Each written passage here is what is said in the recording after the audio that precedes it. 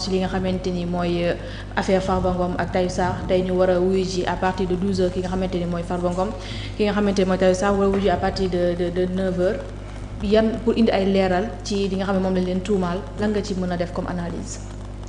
Analyse bi ma ciy def mooy dama mës a gëm ni et c'est pas aujourd'hui que ça va changer que nous avons une justice indépendante des magistrats rigoureux. Dañu woo Farba Ngom ak Tahirou Sarr pour déglu leen le fond dans le dossier Farba Ngom xamuñu ci lu bëri.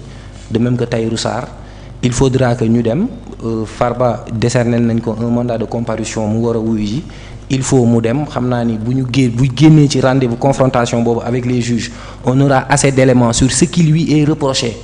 Maintenant on attend de voir parce que reddition des comptes la ñu wax Farba n'a jamais géré de choses publiques de portefeuille public à ma connaissance yorul xaalisu askan wi c'est un businessman même bu nekkoon partenaire u état bi.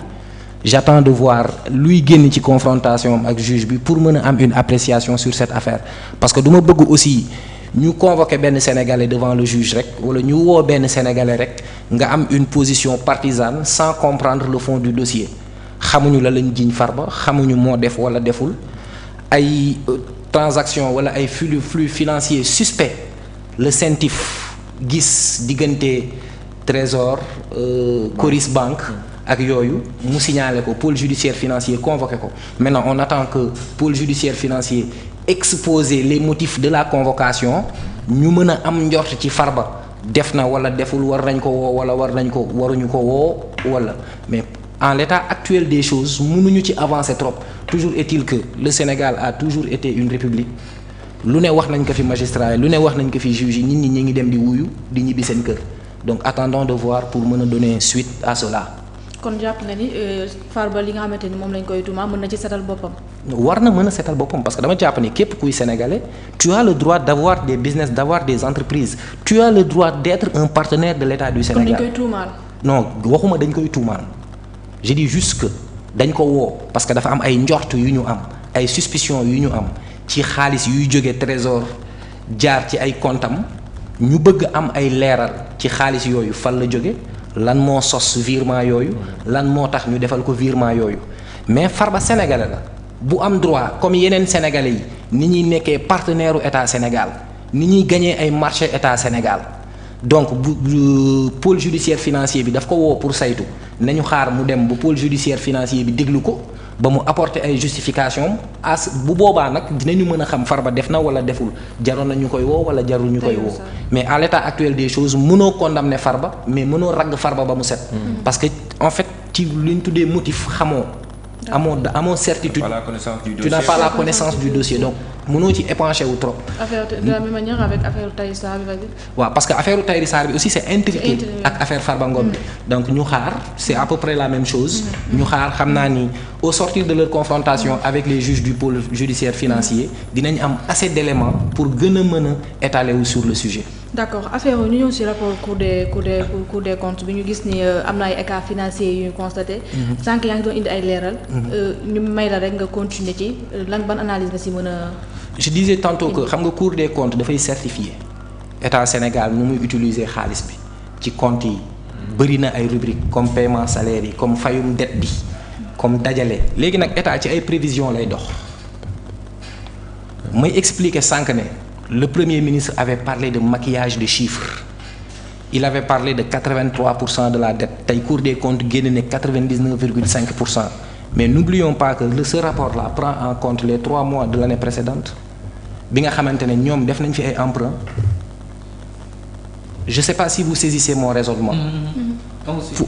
Vous saisissez mon raisonnement juste pour dire que la Cour des comptes ne dit pas que état Sénégal dafa maquiller comptes yi dafa jël xaalis bi yóbbu ko fii te waru ko fa yóbbu rapport Cour des comptes conclusion générale bi ma ci def mooy gouvernement Sénégal te nit ñuy doxalee ci sàmm alalu réew mi génnee xaalis ak dugal xaalis dafa manqué efficience dafa manqué xarañte dafa manqué coordination dafa bëri ñuy dox ci menn mbir loolu laa jàng ci recommandation générale yi. te pourtant rapport Cour des comptes bii mi ngi wax ne am na xaalisu trésor bu disponible boo xam ne rapport gouvernement bi rapport de gestion financière wu gouvernement bi évoqué wu ko woon loolu dama ko souligner pour indi firndeel bii wane ne rapport au gouvernement les rapports ne sont jamais définitifs. rapport au gouvernement mën na génn wax lii les situations sont évolutives beneen rapport génn wax leneen tey boo jëlee rapport ANSD confronté ko ak rapport Cour des comptes ça peut te paraître paradoxal mais mën na am aussi ay voies de convergence beneen bi ci mujj mooy rapport bi dama koy jël. monsieur Faye excusez-moi dagguma la de mais lan moo mën a justifier contradiction yooyu ñu gis ci différents rapports bu fekkee que ça soit ANSD wala Cour des comptes ñoom ñëpp xam nañ ne c'est des services étatiques. waaw qui travaillent pour l'État. Et normalement il devait avoir les mêmes chiffres. waaw ñuy travailler. si benn base bu ñu ko tegee si statistique il devait avoir les mêmes chiffres. donc lan moo mën a justifier les contradictions entre les deux rapports. Je ne les appellerai pas contradictions mais subtilité xam nga mooy lan. Cour des comptes ci liggéeyam. mi ngi ci saytu comptes yi ak procédures yi. ANSD ci liggéeyam mi ngi saytu statistique. xaw ma nu muy utiliser terme bi ci wolof mi ngi saytu ay statistiques. avancement wu kenn ku nekk état wu chômage bi état wu pourcentage taux de chômage bi ci ay pourcentage maintenant ab askan bu mu mën a doon ci àdduna bu ñuy wax par exemple indice de développement humain. pour nga développer wu ak dëkk bu mu mën a doon je commence par la première puissance mondiale il faut ngay endetté wu. mënoo am BRT am TER am stade am des autoroutes qui interconnectent tout le pays sans s'endetter c'est impossible. mais est-ce que la manière de s'endetter côté boobu lañ côté est-ce que nekkuñu di waxee ci côté boobu. est-ce que c'est pas la manière de s'endetter qui cause problème. oui même si la manière de s'endetter peut bien poser problème. mais xam nga chaque gouvernement a son orientation ses objectifs ñi fi nekk nii bu ñu jàppee ne la manière de s'endetter n'était pas bonne. wala que les Sénégalais jàpp ne gëm ni la manière dont les gouvernements précédents s'endettaient n'est pas bonne mais ils n'ont comme le président de la République a dit prendre des mesures conservatoires rectifier ce qui est rectifiable xam nga on peut pas toujours aussi rester dans la posture de la réclamation à chaque fois il faut changer mais changeons les procédures d'emprunt muy ay emprunt obligataire muy yeneen emprunt procédure yi baaxul dañoo jàpp ne ni ñuy lebee baaxul mais nañ changer beneen formule ñu lebee beneen formule mais pour rester dans le contenu du rapport pour ñëwaat ci ANSD maintenant ANSD buy analyser indice de chômage buy analyser secteurs yi ak marché yi dafay analyser en fonction des infrastructures yi fi nekk ak impact bi mu am ci société bi impact bi mu am ci benn sénégalais bu ci nekk donc c'est là où je parle de subtilité. ANSD mën na gis ni am na ay avancements sur certains secteurs de la société pendant que la Cour des comptes voit que dans les procédures les règles ne sont pas respectées. waaw monsieur Faye mais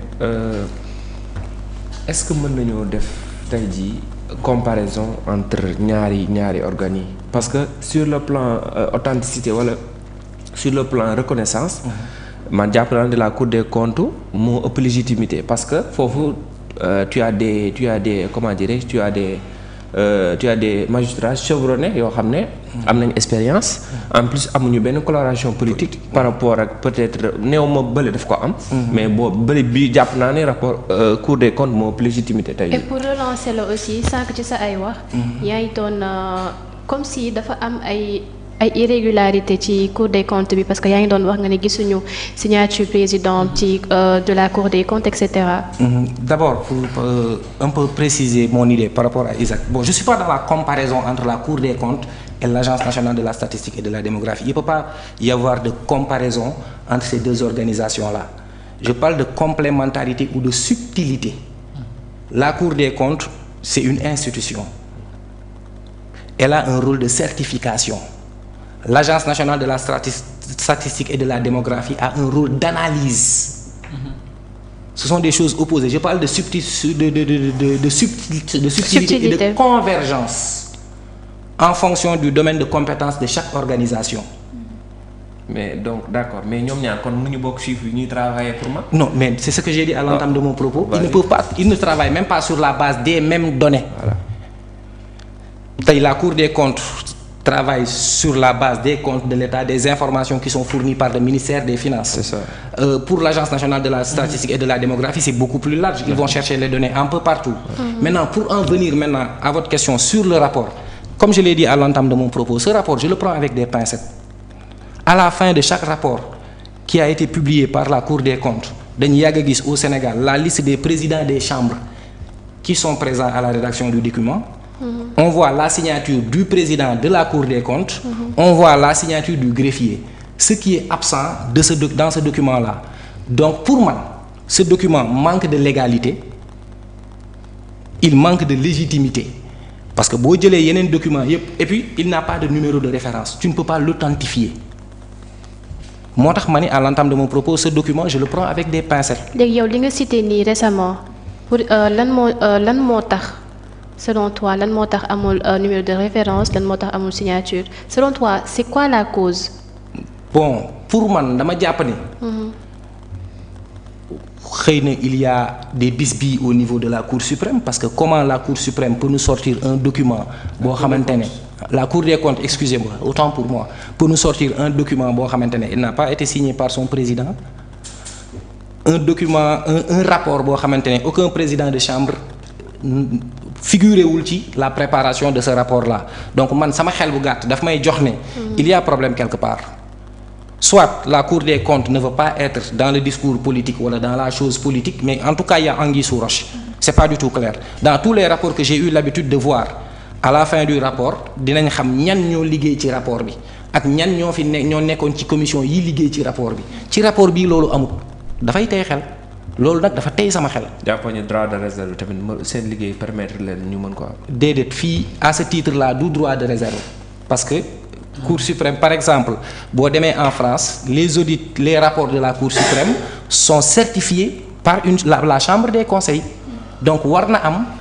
Soit Assemblée nationale Sénat wala fenn kuréel boo xamante ne mooy certifié après liggéeyu Cour suprême loo xamante ne disposition la boo xam ne amul Sénégal mais tey rapport Cour suprême dañ ko war a mën a traduire Cour des comptes du Cour des comptes autant pour moi excusez-moi dañ ko war a mën a jébbal justice mais rapport bu amul yenn bu respecté wul yenn forme juridique élémentaire yi mënul am benn aucune valeur juridique. loolu laa bëggoon wax exactement. mais jàppoon ni peut-être rectification mën na am ci certification bi yooyu ngeex pour mën ko jé parce que pour l'instant il est juste publié jébbalaguñ ko justice pour mën a entamer.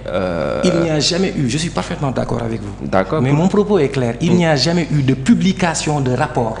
sans que ñi liggéey ci rapport bi yëpp seen identité figurée à la fin du rapport. je crois que à ce titre là dafay tax document bi parce que la Cour suprême.